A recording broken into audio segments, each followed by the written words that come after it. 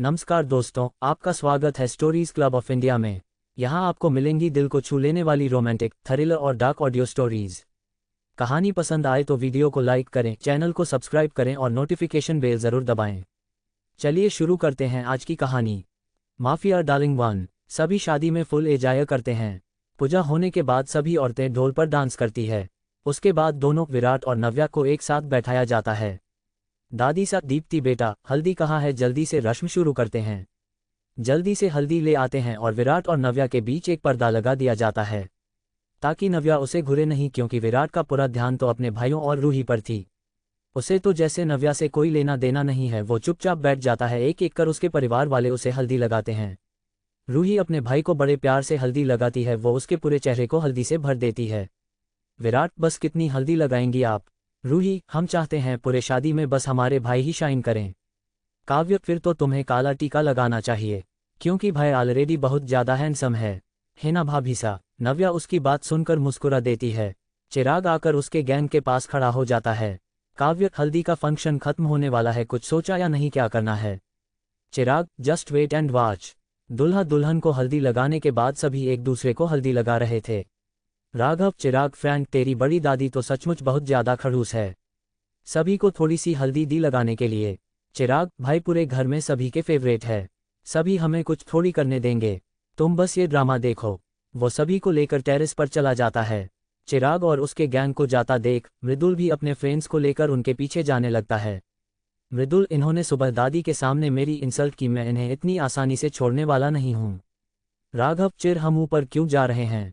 चिराग उसको अपने सामने रखे आईने में देखने को बोलता है। सभी देखते हैं मृदुल और उसके साथी उनका पीछा कर रहे हैं। वो अपने कमरे में चला जाता है जो सेकंड फ्लोर पर है। मृदुल जाकर गेट लॉक कर देता है। प्रशांत, यार चिर, इसने तो हमें बंद कर दिया, अब हम क्या करेंगे? चिराग, बस कर यार, तुझे मुझ पर भरोसा नहीं है क्या? तुम लोगों को क्या लगता है मुझे पता नहीं है क्या उस बासी अदाकारी का IQ लेवल कितना है? वो बस गेट ही बंद कर सकता है। दादी को बहुत ज़्यादा गुस्सा आ रहा था, आखिर किसने की इतनी घटिया हरकत? सभी के ध्यान में बस एक नाम आता है, चिराग। किसने यह पानी फेंका? सभी लगभग भीग गए थे। दादी सा, चिराग कहाँ है? चिराग, ढूंढो उसे। दीप्ति जी, ये लड़का कभी नहीं सुधरेगा, हजारों बार समझाया है। दादी के सामने कोई हरकत ना करें, लेकिन इस लड़के को तो चैन नहीं है। सभी होटल के अंदर आते हैं, तभी उन्हें गेट खटखटाने की आवाज़ आती है। सभी उस तरफ जाते हैं। विराट गेट खोलता है। तुम सभी को यहाँ किसने बंद किया? जब दो मुझे। चिराग, थैंक यू गार्ड, अच्छा हुआ भाई आप आ गए। पता नहीं किसने हम सभी को यहाँ बंद कर दिया। एक मिनट, आप सब भीगे हुए क्यों हैं? दूर रहिए भाई, मुझे गंदा कर देंगे आप। धीरेन्द्र, जब तुम लोग यहाँ पर बंद थे तो हमारे ऊपर पानी किसने फेंका? तभी एक सर्वेंट दौड़कर आता है। सर्वेंट, सर, किसी ने ऊपर छत पर टंकी में हल्दी और पता नहीं कौन सा पाउडर मिला दिया था और उससे पाइप कनेक्ट कर नीचे वाल को खोल दिया, इसलिए सारा पानी बह गया और टंकी खाली हो गई। सर, वो पाउडर कोई नॉर्मल पाउडर नहीं है, उससे खुजली होती है, आप सभी को जल्दी से नहा लेना चाहिए। कल्याण जी, बड़े पापा, क्या जिसने भी यह शरारत की है सच में बहुत ज़्यादा बदतमीज है। सभी जल्दी से नहा लेते हैं वरना। तभी उन्हें मृदुल और उसके साथी आते दिखाई देते हैं। वो जोर जोर से अपने हाथों को रगड़ रहे थे। चिराग, ओए बासी अदाकारी, मेरे प्यारे से छोटे भाई, तुम लगुरों की तरह क्यों खुजाल रहे हो? सभी समझ जाते हैं ये सब मृदुल ने किया है, लेकिन वो खुद अब फंस गया है। धीरेन्द्र जी, मृदुल को बाद में देख लेना, अभी सब नहा लेते हैं, नहीं तो हमारी भी यही हालत होगी। दादी का तो पूरा पारा चढ़ गया था, वो मृदुल को गुस्से से घूर रही थी। काव्य, लेकिन आप सभी नहाएंगे कैसे? टंकी का पानी तो खत्म हो गया है ना, और यह गोवा है। पानी इतनी जल्दी तो आने वाला है नहीं, अब तो लगभग सभी का पारा चढ़ गया था। चिराग, मेरे पास एक आइडिया है। यहाँ का स्विमिंग पूल बहुत ज़्यादा बड़ा है, अब एकमात्र वही रास्ता है। सभी पुल की तरफ चले जाते हैं और नहाने लग जाते हैं।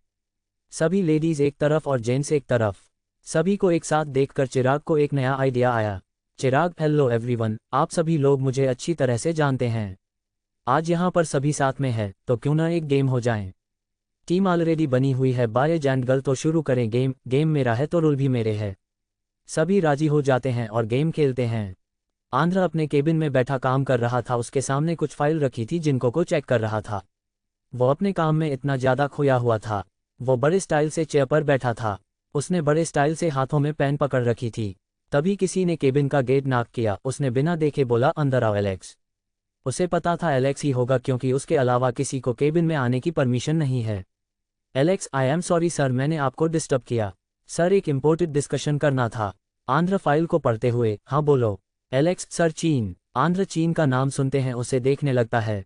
एलेक्स सर हमारी जो कंपनी चीन में स्टार्ट हुई है उसमें थोड़ी प्रॉब्लम है, मुझे कॉल आया था, इसलिए क्या मैं वहां जाकर प्रॉब्लम देखूं, और मैंने सुना है कि फाइनेंशियल कंपनी भी चीन में बिजनेस को लेकर इंटरेस्टेड है। सर एक इवेंट होने वाला है, ये रही उस इवेंट की इन्फॉर्मेशन। वो एक फाइल टेबल पर रख देता है। आंध्र कुछ सोचकर, मुझे केम फाइनेंशियल कंपनी की बर्बादी चाहिए, तुम सिर्फ उस पर फोकस करो। चीन बेशक एशिया की सबसे बड़ी कंट्री में एक है, वहाँ के लोग प्यार और परिवार से ज़्यादा अकेले और खुद के बारे में सोचने में बिजी रहते हैं, बिल्कुल मेरी तरह। वहाँ तुम जाओ और देखो क्या इश्यू है एंड मुझे उसकी जानकारी दो। तुम जा सकते हो। एलेक्स वहाँ से चला जाता है।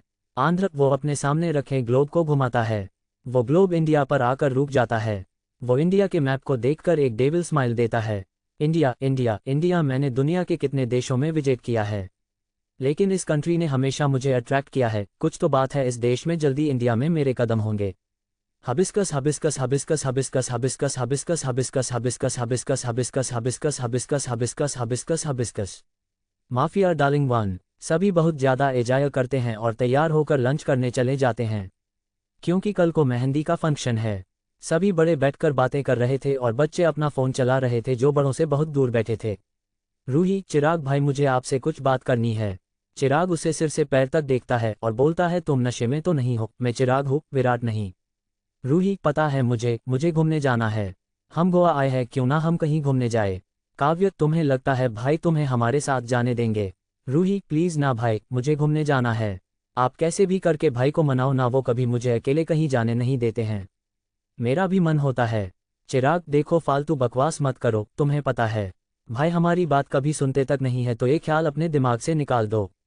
रूही, भाई प्लीज़ ना, प्लीज़ आपके पैर पड़ती हूँ। वो हाथ आगे बढ़ाती है लेकिन चिराग उसका हाथ पकड़ लेता है। चिराग, तुम सच में चाहती हो भाई हमें अपने हाथों से मार दे? तुम्हें पता है राजपूत कभी लड़कियों से पैर नहीं छुआते हैं बल्कि छूते हैं। रूही, लेकिन आपने तो कभी मुझे अपनी बहन माना ही नहीं। उसकी बात सुनकर चिराग को अपने दिल में ऐसा महसूस होता है जैसे किसी ने उसके दिल पर धारदार चाकू से वार कर दिया हो। वो वहां से चला जाता है और अपने कमरे में जाकर खुद को लॉक कर लेता है। मन में, हाँ मैं मानता हूँ मुझे रूही पसंद नहीं है, लेकिन मैं उससे नफरत नहीं करता है। मैं हमेशा अपने भाई के प्यार के लिए तरसा हूँ, लेकिन भाई हमेशा अपने दोस्तों और बिजनेस में खोए रहते थे और जब वक्त मिला तो रूही आ गई। वो उठकर विराट के रूम में चला जाता है। उसे पता था उसका भाई ऑफिस का काम कर रहा है। वो गेट खोल सीधे उसके रूम में चला जाता है। वो देखता है विराट सिर को सहला रहा था। उसे पता था जब भी उसका भाई परेशान होता था अपने सिर को कुर्सी के सहारे कर मसलने लग जाता था। चिराग, भाई सिर दर्द हो रहा है। विराट, तुम यहाँ क्या कर रहे हो? कोई काम है तो जल्दी बोलो और जाओ यहाँ से। चिराग, आपको याद है आपने आखिरी बार मुझसे सीधे मुंह कब बात की थी? आपको हमेशा से यही लगता है ना, मैं आप सभी के लिए परेशानी खड़ी करता हूँ। विराट उसे घूरकर देखता है। बेशक उसे पता है आज तक उसने कभी चिराग से सीधे मुंह बात तक नहीं की। विराट, अगर तुम्हें टाइम पास करना है तो जा सकते हो यहाँ से, मेरे लिए मेरा वक्त बहुत ज़्यादा कीमती है। चिराग एक गहरी सांस छोड़ते हुए, आपके पास रूही, फ्रेंड्स और अपने बिजनेस के अलावा भी कोई कीमती है। चलो ये सब बातें छोड़िए, आप सच में बहुत ज़्यादा डरपोक है। विराट, तुम अपनी हद पार कर रहे हो। बड़ा भाई हूं मैं तुम्हारा, तुम मुझसे ऐसे बात नहीं कर सकते, समझे तुम? चिराग, चिल्लाए मत, मैं आपको अपना कुछ नहीं मानता। मैं मम्मी के कहने पर यह शादी अटेंड करने आया था। मेरा विश्वास कीजिए, इस शादी के बाद मैं जिंदगी भर आपको अपनी शक्ल तक नहीं दिखाऊंगा। चलता हूं मैं, शादी मुबारक हो आपको।